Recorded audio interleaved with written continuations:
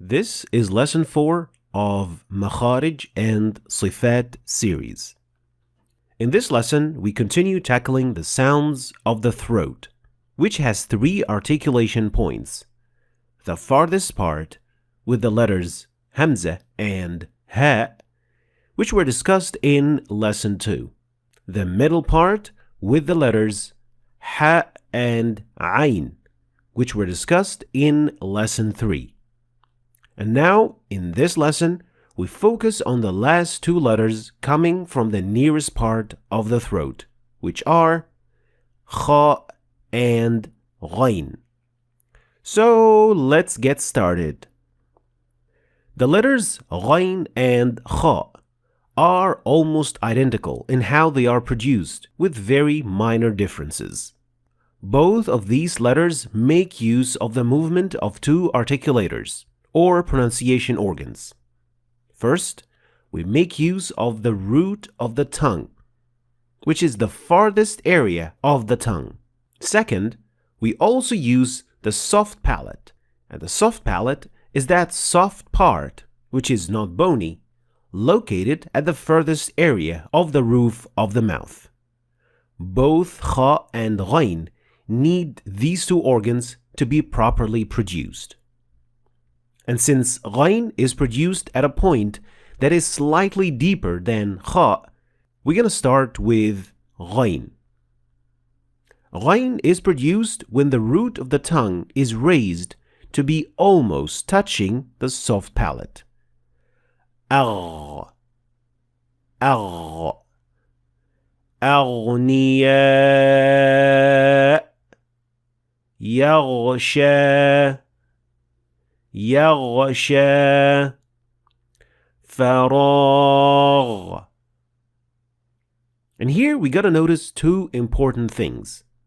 Number 1, notice that I said the root of the tongue is almost touching the soft palate, not fully touching, because the sound of Ghain is a continuous sound, which means that it can be extended for as long as you want. أغ أغ يغشى. So, the root of the tongue should not be pressing on the soft palate, but there should be enough space allowing the sound to continue. The second thing is, the sound of Ghain is not produced by pushing air or breath out. It is rather produced by vibrating your vocal cords, which is something that you can feel when you touch your throat with your hand when pronouncing the Ghain. Agh, agh. You should definitely feel some vibration on your throat. So the root of the tongue is raised to the point of almost connecting to the farthest area of the soft palate, producing the Ghain. Now, moving on to the Kha sound, which is the same movement as Ghain with a few differences.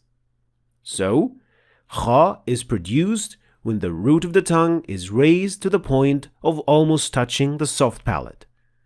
Kha is also a continuous sound that can be extended for as long as you want, so there is no complete connection or touching between the 2 organs.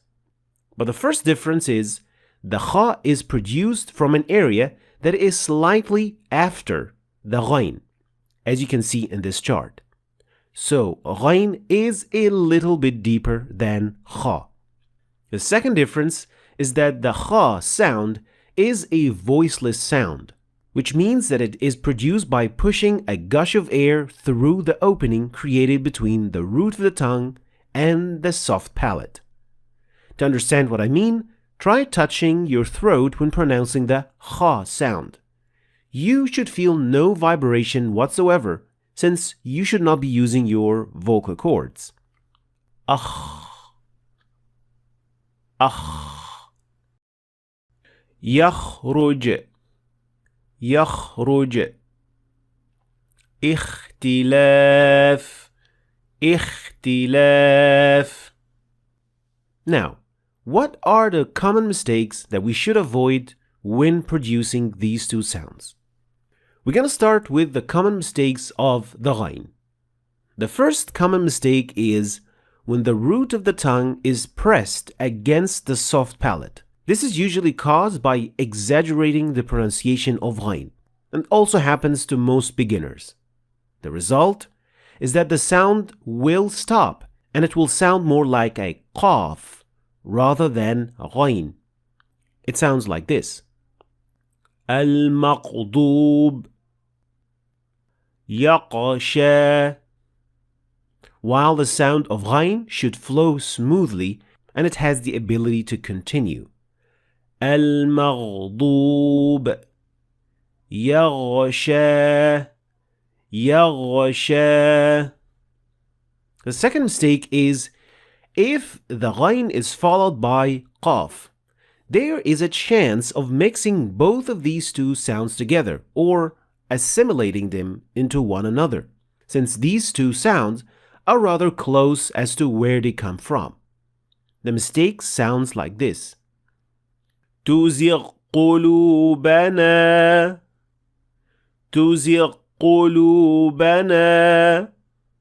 While it should sound like two separate letters, since these two sounds cannot and should not be assimilated. تُزِغْ قُلُوبَنَا تُزِغْ قُلُوبَنَا. The third mistake is adding qalqala to ghain, like that. غَيْرِ الْمَغْضُوبِ عَلَيْهِمْ غَيْرِ الْمَغْضُوبِ. This is also a side effect of the first mistake. So pressing too much on the articulator may cause qalqala to happen, to allow the sound to escape. But of course, ghain is not a qalqala letter, so it should not receive any qalqala whatsoever. The last mistake of ghain is mixing its sound with kha. When ghain is surrounded by voiceless sounds, some learners tend to make ghain also voiceless. The result is that it will sound more like kha rather than ghain, like in this word. Istaghfir. Istaghfir. Now the ta and the fa are both voiceless. So for some people it might be difficult to switch from voiceless, voiced, and then voiceless again. But this is of course a serious mistake that should not be made when reciting the Quran, because it can potentially change the meaning of the word.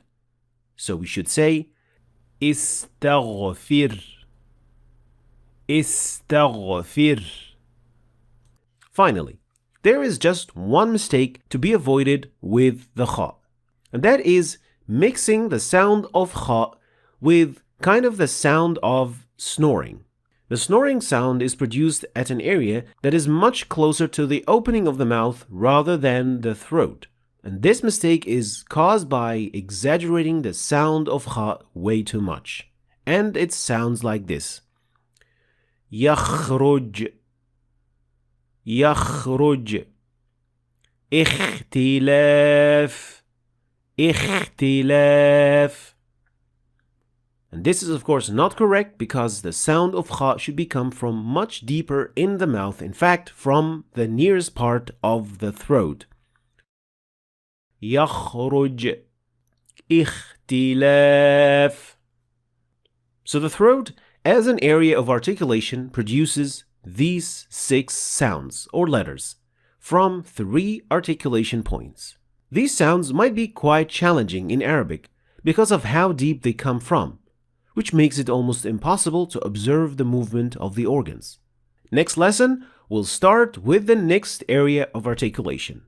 Do you know which one it is? Let me know in the comments below. Thanks for watching.